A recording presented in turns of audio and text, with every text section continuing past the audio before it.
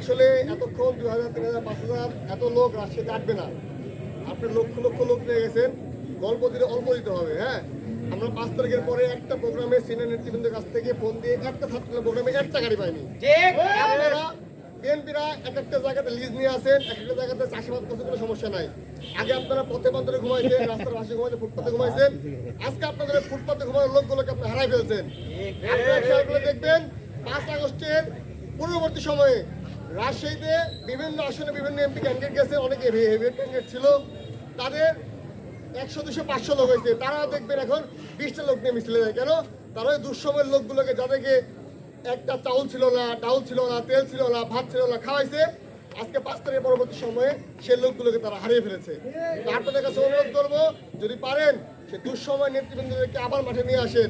একটা কথা মনে রাখবেন, শেখ হাসিনা 5 আগস্টে দুপুরের খাবারটা খেয়ে যেতে পারেনি, রান্না ছিল। কিন্তু এমন একটা দিন আসতে পারে আপনাদের, যে দুঃসময়ের কর্মীদেরকে অপমান করার জন্য এমন একটা দিন আপনাদেরকে দেখতে হতে পারে।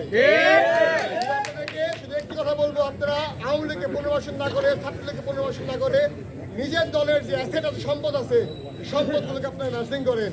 ইনশাল্লাহ তারা আপনাকে অনেক বড় নেতা বানাবে। এবং আপনাদেরকে উদাহরণ আহ্বান জানাবো, শুধু একটি কথাই বলবো, ওই 500-1000 লোকটা আমার নেতা যদি বলেন, আমার প্রত্যেকটা উপজেলা থেকে সর্বোচ্চ 2টা হোক আর 1টা হোক বাস যাবে।